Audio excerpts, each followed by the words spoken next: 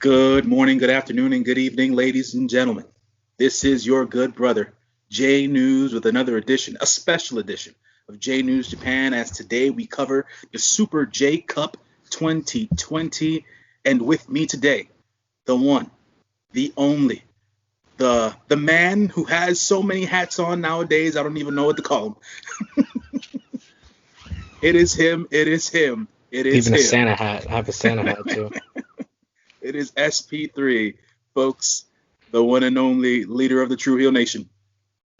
Thanks for having me, sir. It's a special edition of J News Japan. We were together on the roundtable review for the Best of the Super Juniors and World Tag League finals. That was a lot of fun. So I was like, why not have another good time and talk about the Super J Cup, which was a totally different show. Yes, yes. Different is the word to use for the Super J Cup. We had a one night tournament, 8 competitors to run it down, a single elimination tournament. It took place at the LA Dojo in Los Angeles. I don't like to bullshit the fans, Sid. I have no idea when this was taped. Uh, this was not a live show at all. Um, it came, and we were talking about this off camera, so now I want to shoot it here on the recording. Uh, Now we can really tell the difference of what pre-COVID, post-COVID, during COVID wrestling looks and feels like, because even with 25% capacity in an arena, there's a different feel. When there's no one in an arena, that feel is so bad, which is why when COVID originally went down in late March, early April, and AEW decided to keep staff members and and wrestlers who are usually on dark in the front row. It made all the difference between AEW TV and WWE TV at that specific point in time. So, and I understand what the protocols are and stuff like that, and everything having to do with the safety of the wrestlers. I get all that. Like I said, I don't know when the hell this was taped, but for all intents and purposes, it was an interesting show to say the least, because even during early COVID wrestling, a lot of the guys who had, and I'm talking about wrestling in general, a lot of the guys who have pretty good to high work rates were able to make those shows good, right? Yeah. But then when the wrestling isn't necessarily impassioned, if it's not like high octane in a sense or whatever, or even highly physical, right? It has sort of a, I don't want to say downturn, but it's kind of melancholy, right? It's kind of a melancholy feel to the show, and that's more or less the feel that I got from the Super J Cup. And I'm not trying to disrespect the wrestlers at all. It has nothing to do with the product that they try to put in the ring. It's just that no fans, and then being able to hear their echoes when they spoke. Same thing with Kevin Kelly and Kevin Kozlov. When they were on commentary, you were able to hear them through the space of the arena. And I was like, yeah, it doesn't feel right here. It's funny enough when Kevin Kelly and Rocky and Gino do the Skype-in talkovers, right, for regular New Japan proper shows or whatever. Like, that's hilarious because they're on delay. but this, it was just, I was like, man, this is, I don't know. And I've been watching New Japan Strong for weeks, bro. And this show, for whatever reason in particular, and I think it's because we just came off of watching the Best of Super Juniors tournament with a live crowd, with the emotional intensity that was that Super Junior final between Desperado and Hiromu Takahashi. To turn it on to this, yeah, it left a lot to be desired, man, as a show overall, right? And I wanted to make that point for myself, obviously. How did you feel about that, Sid? How did that come over to you? I mean, I regularly watch Impact Wrestling, Mhm. which also has the empty arena. I've watched some of NXT UK. But you hit something right on the nose. Unless it's a very highly physical matchup, you're not gonna really remember these empty arena matches quite like you will if there's some type of crowd there. Whether that be the WWE Thunderdome, whether that be AEW with their limited capacity crowd and their wrestlers around ringside, or New Japan with their limited capacity crowd, there's a difference. There's a stark difference. I wouldn't say anything really from Impact Wrestling can stand out and say, this is a underrated gem. I mean, there's been really good matches, really great matches, like Rich Swann versus Eric Young from Bound for Glory. That was the best match on that card. But like, I would say two matches off the top of my head in the empty arena during this whole pandemic really have stood out, and that's Minoru Suzuki versus Yuji Nagata in the New Japan Cup 2020, and Volta versus Ilya Dragunov in NXT UK. There's just levels to this. Volta versus Ilya is the top level. That's the greatest empty arena match I think I've ever seen. And then, just slightly below that is Suzuki and Nagata, and then everything else is kind of just intermingled under those two matches. It can't really stand out as great. I thought the wrestling was really good on this show, but it's a difference between a really good show in front of a crowd and a really good show in an empty arena. So I get where you're coming from. Yeah, man, it was like we started off saying it was a different feel. It's a different show altogether. But let's get to the rundown here. First match of the night. This show did air yesterday, Saturday, December 12th, 2020, at 10 p.m. Eastern Standard Time on NewJapanWorld.com. First match of the night: Young Lion Clark Connors versus Chris Bay of Impact Wrestling, former X Division champion himself, Mr. Finesse, whatever they call him now. The Art of Finesse. The Art of Finesse. There you go. The Ultimate Finesser is his nickname. Yes. That's the moniker. There you go. His theme song is a bopski, in the words of Drunk Guy JJ. That is a bopski. All you need is one shot. Just a bop. Oh man. So this was like my, I would say, third or fourth time watching Chris Bay wrestle ever. Between once on the Indies and then a couple of Impact matches here and there. No slight to him. He reminds me a lot of Shane Strickland. But I can see that. Yeah, from a physical standpoint, like body wise and stuff like that, even though he's more ripped than Shane, but stylistically, I'm like, yeah, these boys are smooth. I feel like they had like the same trainer or some shit. Yeah. that was my take on it. And the captain himself, Clark Connors, the young lion, because god damn it, this man, I can't wait for him to get out of these black trunks and black boots, bro, because what he's gonna be able to do in his future, man, it's bright. It's bright. That's all I will just say he needs some gear because he looks like a smaller Hangman Adam Page. Yes. In every I was like, man, if he put on some muscle, they would be doppelgangers. It would just be too jarring how similar they look. Yeah, man. Clark Connors is built like a house on top of everything else for a guy. He's my height. He's 5'7". Yeah, 185 pounds of pure muscle. My girl was watching with me, and that was the first thing she said. She was like, "He's 5'7". What?" Yeah. He looks freaking huge on TV, bro. So the camera angles do him justice. But yeah, man, from a match standpoint, I thought this was pretty solid, man, to be quite honest. For guys who faced each other for the first time, the feel out process was real quick within the first minute and a half, and then they got it going. As the young lion in the match, we all know what the outcome was going to be here. But at the end of the day, Clark Connors had another great showing. The only thing that I would have to point out from an offensive standpoint, which I just noticed, is that certain wrestlers wrestle a certain style, right? So Chris Bay is used to the Impact style and stuff like that, or whatever the case is. When Clark Connors changed direction midway, going from one side of the ropes to the other, like you could tell Chris Bay was caught off guard or whatever, because that's just something he's not used to. And that's like a regular thing in New Japan, using the change of direction thing.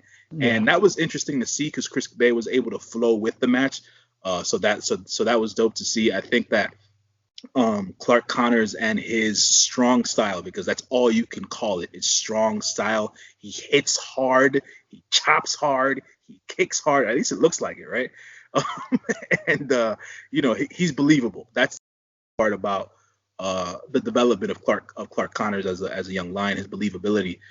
Chris Bay showing off that nice high flying hybrid catch as catch can style, as I like to say it, because he's good technically as well.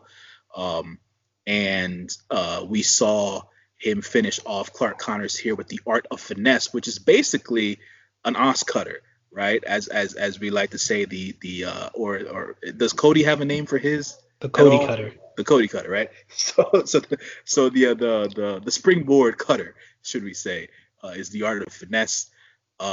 And he won that match in 9 minutes and 36 seconds. I would say I gave this match a solid 3, just because of how they competed against each other, being a first-time match. And it was a good way to kick off the show from a wrestling standpoint. Your thoughts, SP3? 3 stars, solid work from both guys. Chris Bay looked good. I like the fact that they gave the Impact Wrestling guy a win here. Clark Connors, I hear, doing great stuff on New Japan Strong, getting a solid push, being the young lion, as you coined him. But I don't think the outcome was too much in doubt, unless you was just like, New Japan hates Impact, so they're probably going to have the young lion beat him. But other than that I thought Chris Bay would win, and he did, and it was solid work. Yeah, man, that's definitely what it was. Up next, second match of round 1 Super-J Cup action. We had Super ACH, the young veteran, versus the old veteran, sort of, right? TJP. TJP. They went one-on-one for like the 1 millionth time. And it was a classic ACH versus TJP match, to say the least. 9 minutes and 52 seconds worth of solid in-ring work. Good technical skill from TJP as usual. ACH showing that passion and fire and high-flying ability as he always has. I didn't expect anything less from this match. It wasn't necessarily over the top great and fantastic, but it wasn't a bad match either. So this match also for me gets a solid. ACH wins this match with the Midnight Star, aka the 450 Splash, on TJP, and it was all respect after the match. Your thoughts, SP3? I like this match being a little bit different from the first match, with the two guys knowing each other a little bit more. We got more reversals, more counters to different moves.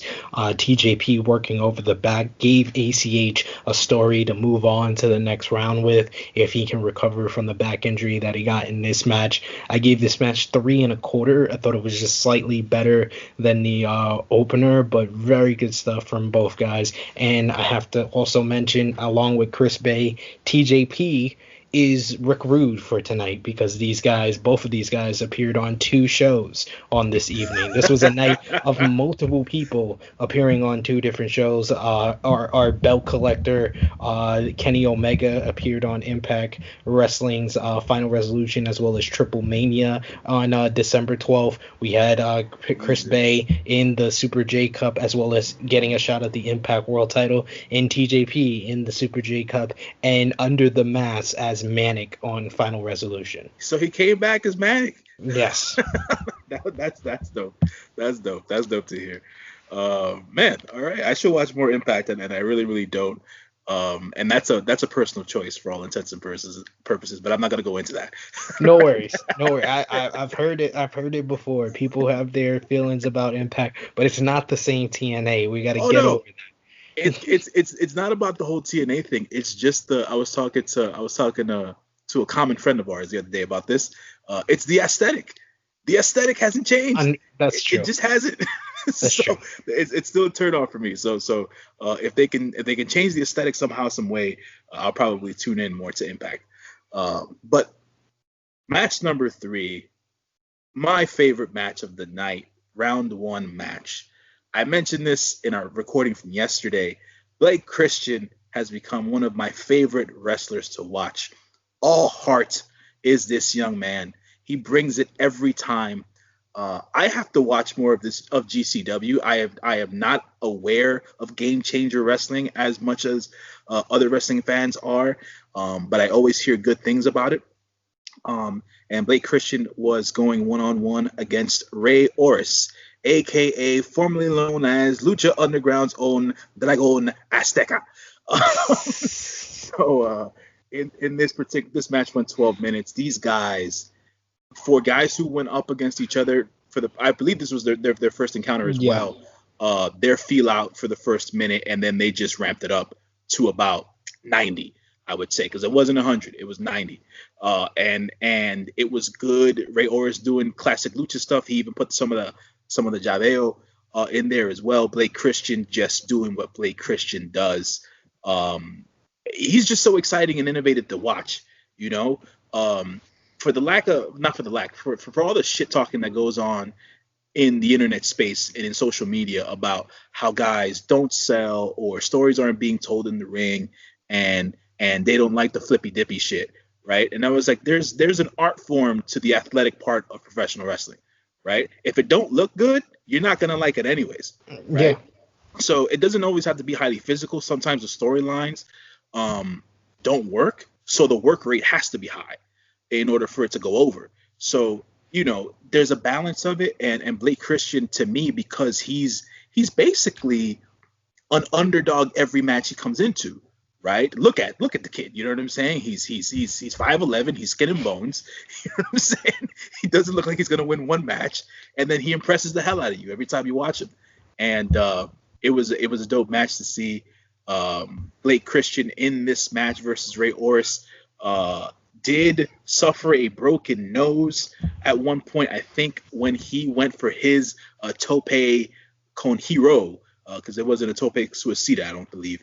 He broke his nose accidentally, and that made him suffer a bit during the match. It gave the match a bit of a story as well, which also led to the furtherance of the story throughout the tournament, because Blake Christian wins this match with his frog splash variation on Ray Oris. And I thought it was a cool thing, being that Ray Oris is the more veteran wrestler out of the two, giving Blake Christian the rub here in the first round of the Super-J Cup tournament. Your thoughts, SP3? I enjoyed how these guys really gelled together, being a first-time matchup, and I think Blake Christian really showed me a lot, because I have only seen him once with Warrior Wrestling in a 6-man tag against the Rascals, and he was along with Alex Zane and Ben Carter, and Ben Carter was probably the one on his team that stood out the most to me, but I did see the talent there for him. So my first experience seeing him in a singles match, he really showed out, really showed his athleticism, his agility, and his acrobat type of style. I just need him to be a little bit careful, because sure, he just seems like he's going to hurt himself a lot, and he hurt himself in this one with the bloody nose, but it did add something to this matchup here. I enjoyed it. I got it at 3.25 stars. Very great, very, very good work by both guys. And Ray Horace just stands out so much more as Ray Horace than he did at Dragon Azteca. Yeah, man. So to give the match a grade, I gave it 3.5 stars myself. And yeah, Ray Horace definitely stands out more as his self, as I like to put it. It's just more of a physical style, and it's not as choreographed as we were used to seeing it on Lucha Underground. Fourth match of the night. Look, what am I gonna say here? Because the outcome of the tournament was the outcome of the tournament, right? And we spoke about this yesterday, because we said, what's the match, right? Who comes out of this? What's the match that needs to happen, or is the more logical choice? Right? So El Phantasmo goes one-on-one against Lio Rush. Me personally, I haven't watched Lio Rush in a ring since his stint in the WWE. But I've always known Lio Rush to be a tremendous professional wrestler. He's just super talented. very physical, good with the high flying. He's also a great technical wrestler on top of everything else. But in this match, El Phantasmo wrote the story in this match for the entire tournament, for this entire show. The amount of disrespect this man has, not only for his opponents, but New Japan Pro Wrestling as a whole, I couldn't believe it. I was beside myself. I was like, what is going on here? What is this level of like he's spitting in people's faces. He's I just I and people give him so much props for his in-ring ability, which no one can take away from him, right? But it's like he's such a despicable human being. I was like, it just doesn't. It's like you're bound to hate him in a sense, and then is he one of those wrestlers that you can love to hate? Maybe, right? He's one of those wrestlers you can love to hate. Yes. And the way that when he called Lio Rush a midget, son, I said to myself, wait a minute, son, are you allowed to say that on TV? Are you really allowed to say that? That's not even cool, man. That's not PC. They had to go over it with somebody in the back. Yeah, the dude just doesn't care. He goes out there from a personality standpoint. He goes out there with a reckless abandon, and he just doesn't give a shit. And he puts on a show for the fans and people at home, which is why he's so highly touted. But this, I think, was even with all the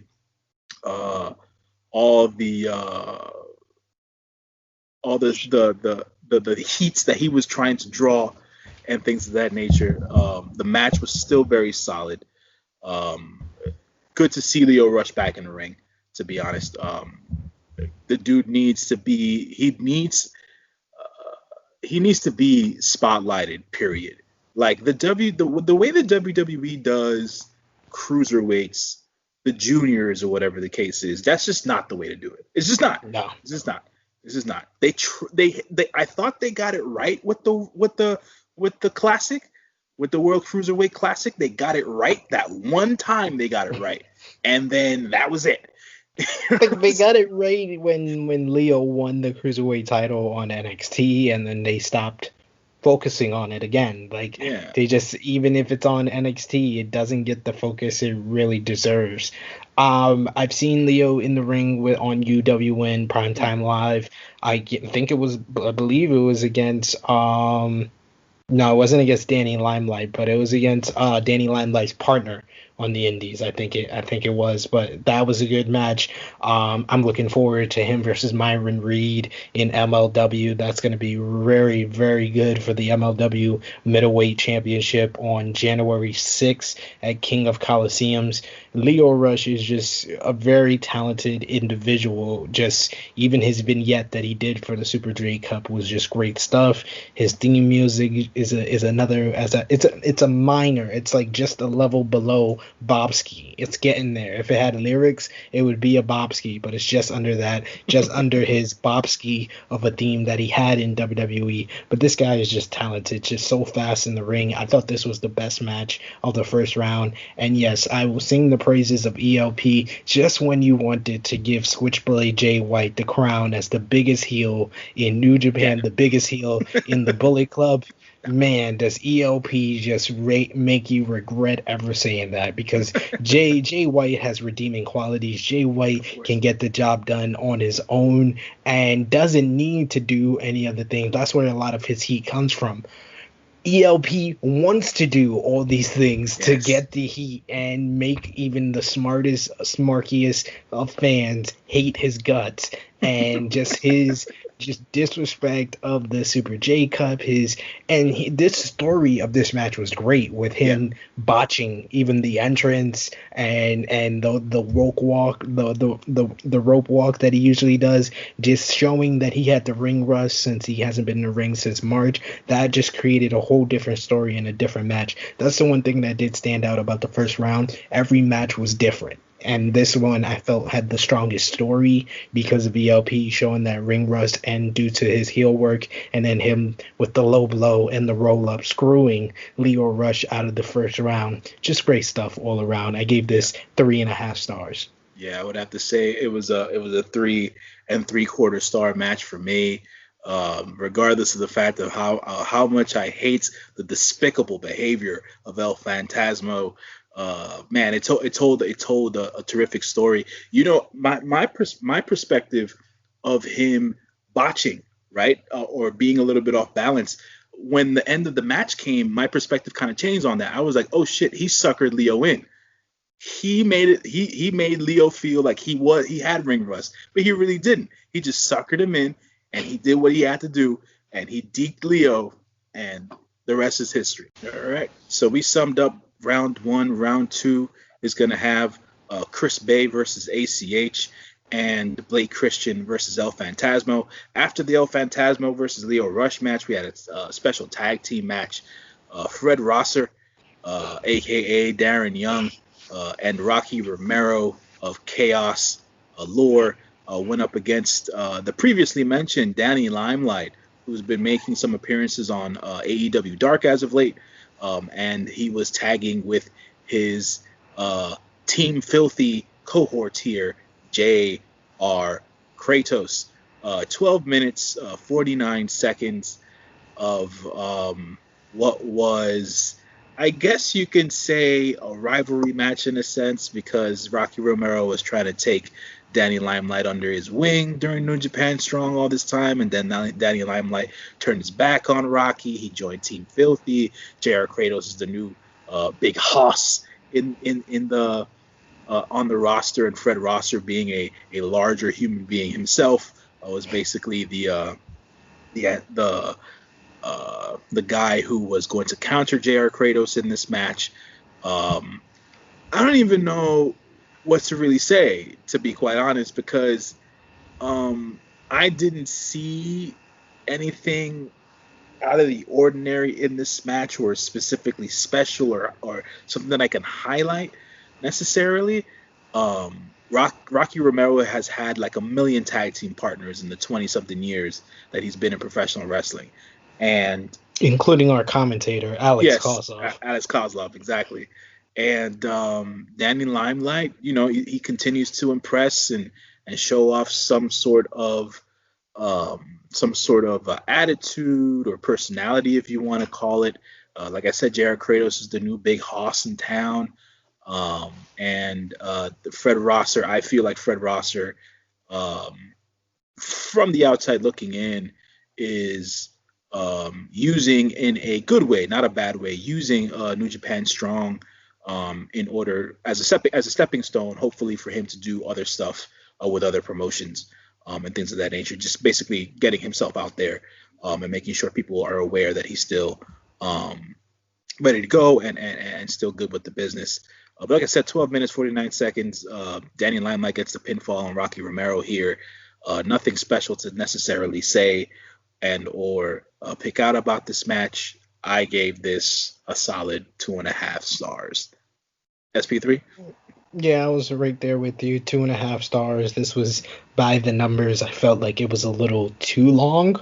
Mm-hmm. At over 12 minutes, because I felt like a lot of the Super J first round matches could have gone like you know, over 10 minutes long instead of just under 10 minutes long for a lot of them. So I felt like this was a little too long and by the numbers. So Yeah. yeah, that's all I got. That's all it needs. Mhm. Second round match, semifinals here. We have Chris Bay versus ACH. A match that this piggybacks off of the comment you just made. Being that tag match was 12 minutes long, it cut all the 2 second round matches off real short. 8 minutes 27 seconds between new wave wrestler ACH, Chris Bay, against the veteran ACH. They needed more time, in my estimation, for this match. We could have had something way more special between these two competitors. Not saying that the match was bad, because it wasn't. I gave the match a solid 3 because of how the story continued to develop with ACH, with his back and his ribs, and Chris Bay going to work on his back and his ribs as well.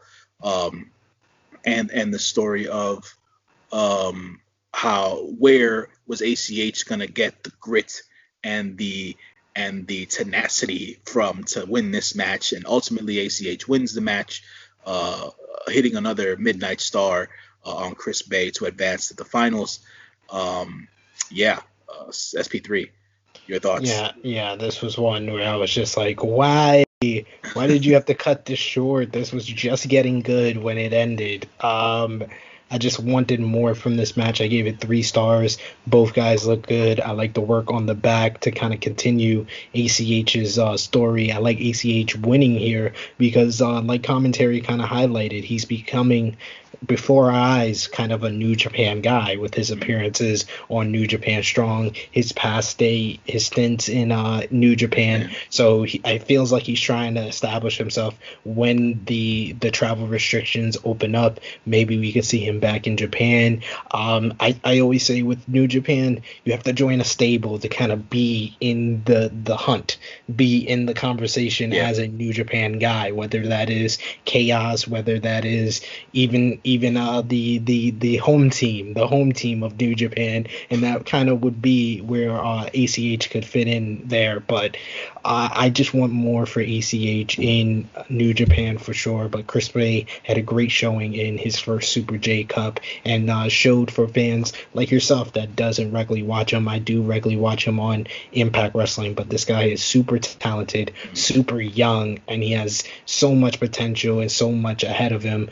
My good friend Alex McCarthy kind of said it best, that Impact feels like more of his first major stop and not what he's going to be like in the future for the next 5 years. Whether that's WWE or AEW, we're going to see Chris Bay in the spotlight. Well, that's I'm looking forward to that. The semifinals. Semifinals is where I said to myself, all right, El Phantasmo, Blake Christian, how is this match going to go? How is it going to flow?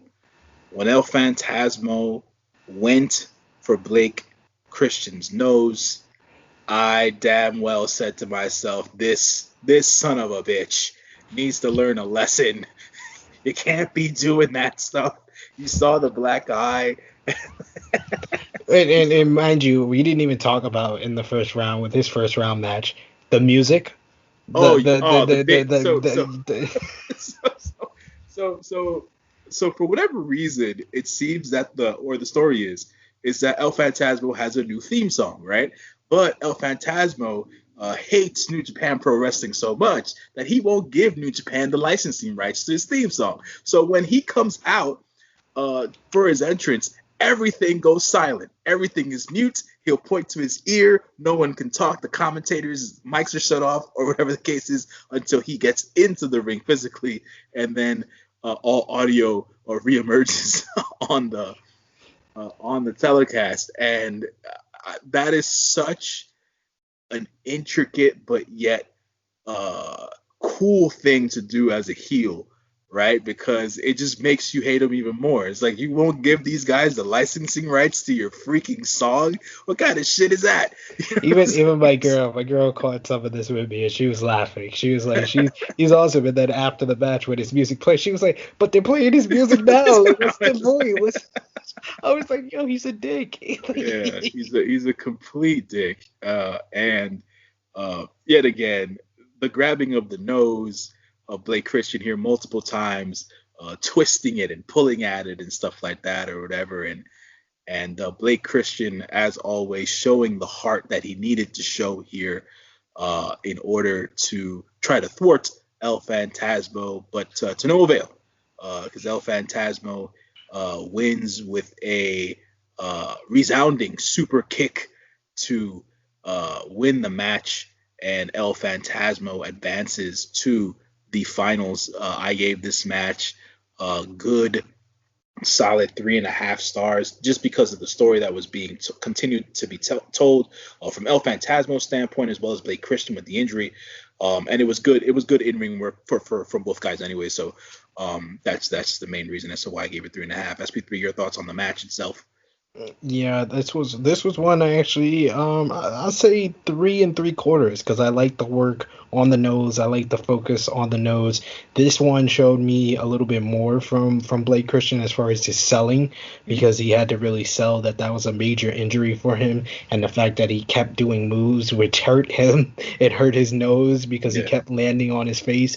Was just a nice little touch to this match. And El Phantasmo's heel work is just fantastic, and yeah, he didn't really need to go to the low blow route to win this one. So you got to yeah, hand it to him there. But this was another one where I was just like, you couldn't give us a little bit more, maybe like yeah. 3 4 more minutes. And It it's could have yeah. hit that 4 star stratosphere, in my opinion. But this was really good stuff and a good showing in the Super J Cup for Blake Christian. Word, man. He was my sleeper, man. You know, Blake Christian's got a bright future, brother. That's all I have to say. Being able to watch him the last three or so months on New Japan Strong, has been a revelation and a highlight, bro. And just if AEW had a juniors division, bro, if AEW had a juniors division, man, it would be something. Anyways, let me not go on the fucking tangent. Uh, the Okay, so the second to last match of the night, another specialty tag match here. Um, Quick bit of information. So this match was originally scheduled to be a special tag match between no longer Young Lion Carl Fredericks and the returning Ren Narita versus Hikuleo and Kenta. For whatever reason, due to injury, Carl Fredericks was not able to participate in this match. The injury report came out the day before the event, and new Young Lion, Kevin Knight, was teamed with Ren Narita here against Hikuleo and Kenta. 10 minutes and 2 seconds of a match here for the Bullet Club gentlemen, who obviously were going to win this match against the Young Lions. Um, Ren Narita is supposedly on excursion at this point in time, even though he was still in his Young Lion gear. Uh, Mm, sometimes they're still in their Young Lion gear on excursion, so so I just feel like, well, for one, I remember Ren Narita being in better shape before he what it looked like to him this particular match. So pandemic has infected us all in some way or somehow. Kevin Knight, by the way, don't know who the kid is from a hole in the wall. Seems to be super athletic. Showed some good bounce in his legs. Uh, Showed some good ability with his strikes as well. Makes good contact there. And Ren Narita in this match specifically did not seem very enthused or impressive from what I used to see from him in the past.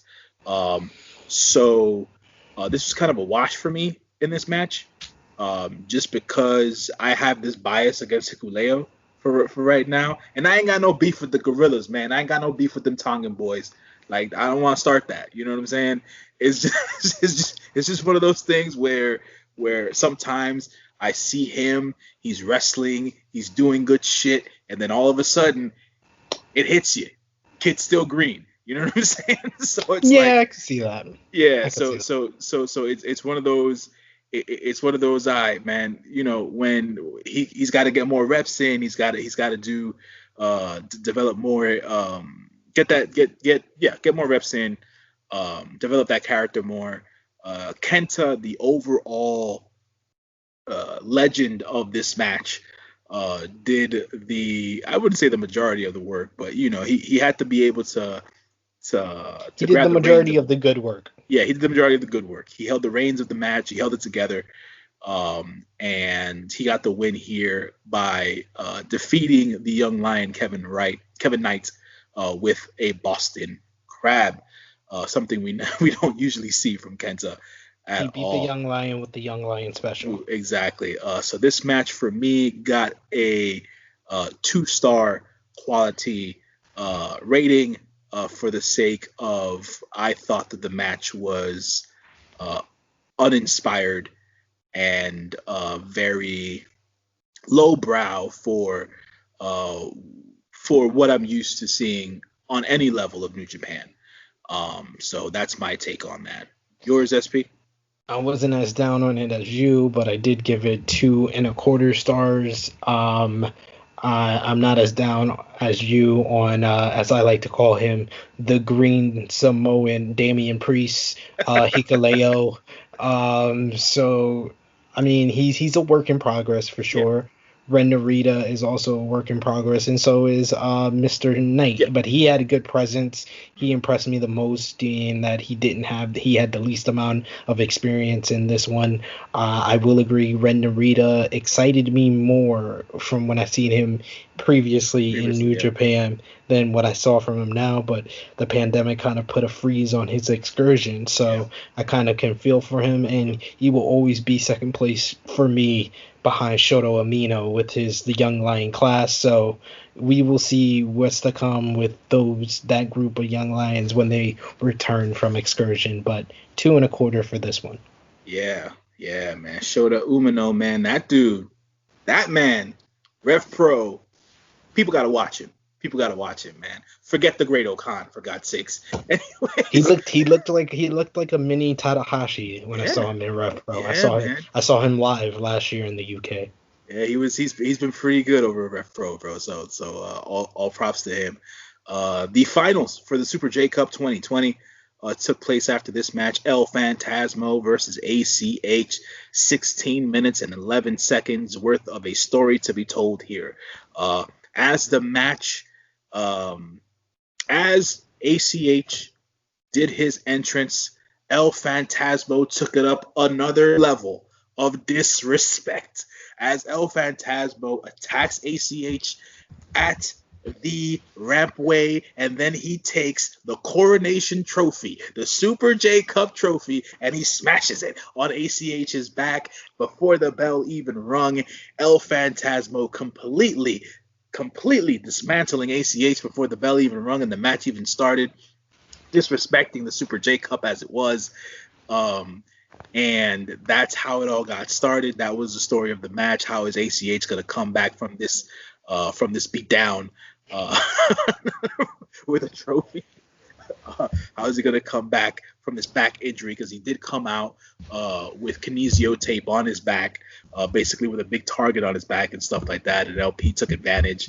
But ACH was able to mount the comeback here and there during the match and get his offense in and have LP staggering on the ropes as those classic boxers do. But El Phantasmo still one-upping ACH in this match.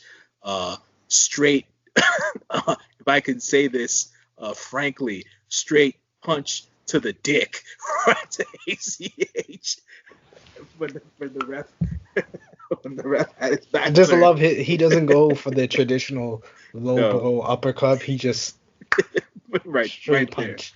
right to the nuts and stuff. After the ref bump, straight punch to the dick on ACH, and El Phantasmo wins the match with the CR2.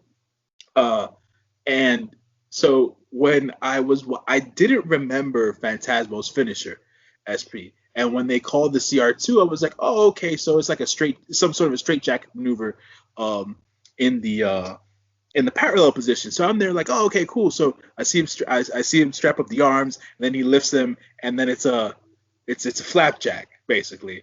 And I'm there like, this is the most anticlimactic finisher I've ever seen in my life. It's Cesaro's neutralizer. Well, Cesaro's neutralizer, at least with the Gotch pile driver, the neutralizer. No, he doesn't do the Gotch power driver. No? He lifts him up like he's gonna do the Gotch power driver, and then just he lays flattens him flat. off. Yeah.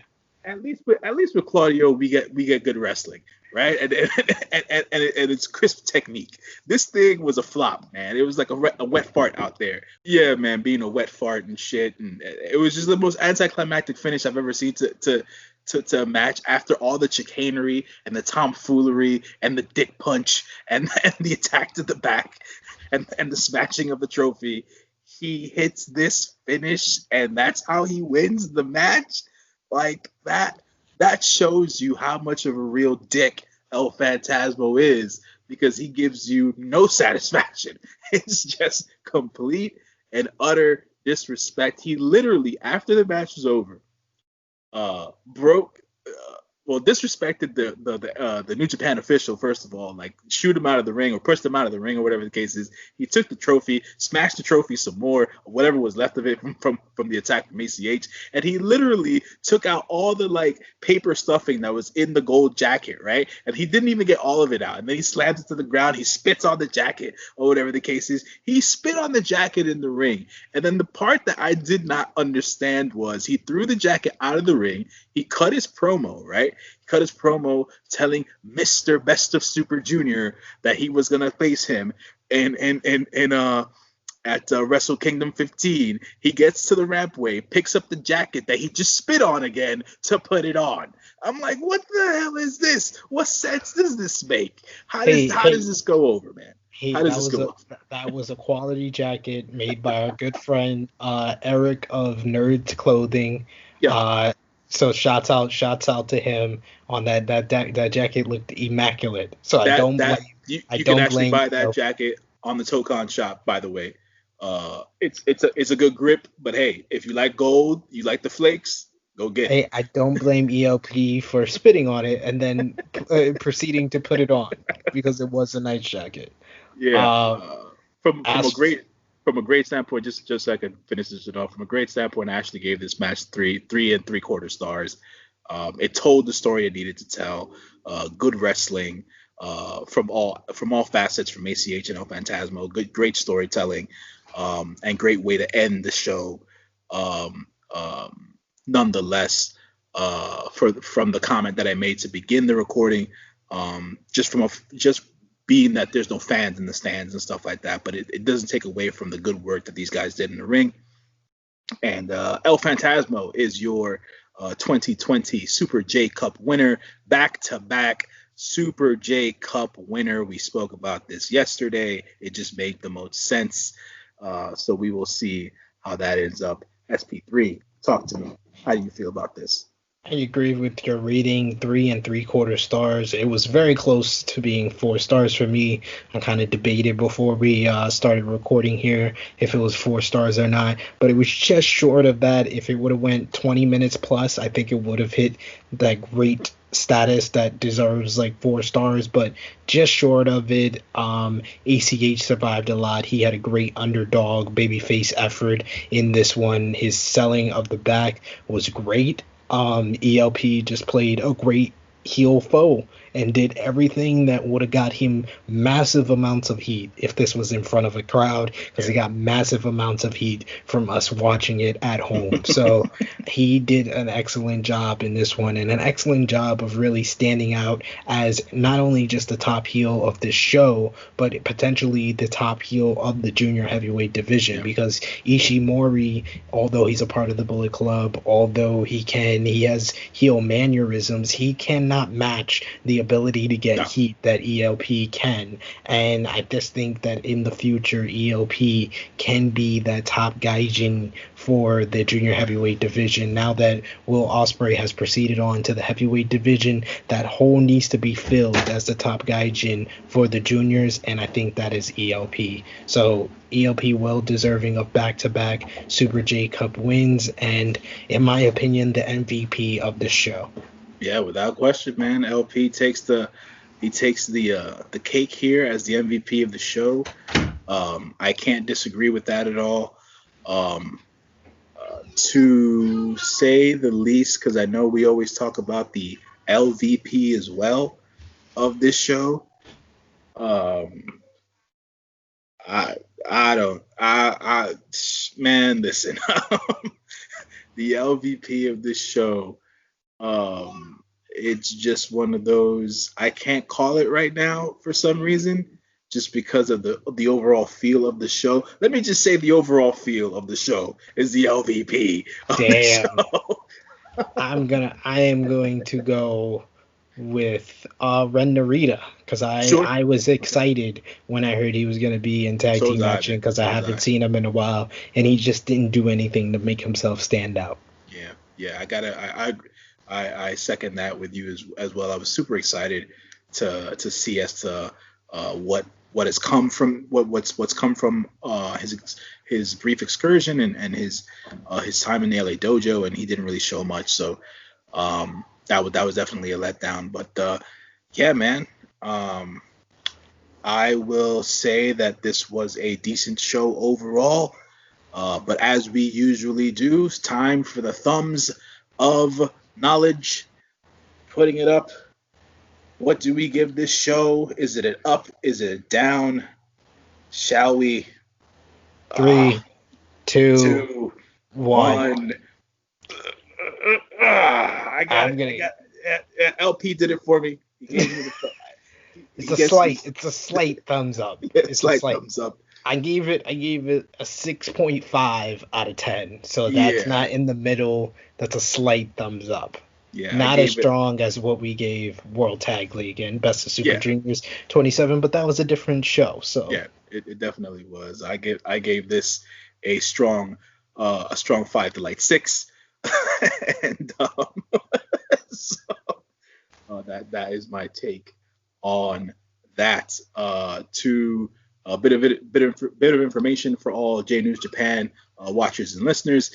I will be taking heed and running up all the New Japan Strong Road to Detonation shows and the Detonation show tonight. I will be sending that up the proverbial cloud so it can be edited and posted sometime during the week. So that'll be all caught up, and then I will cover all the Road to Tokyo Dome shows starting on the 21st of December. So that is that. And as usual, folks, I have to get this in because if our fearless leader doesn't hear me say it, it just doesn't count. Make sure to like, comment, share, and subscribe to the True Heel Heat YouTube channel for your good brother, J News, and the one and only SP3. Folks, it's been a good one. Stay safe. Be good to one another. And thanks for watching. We about this. Bye. Peace.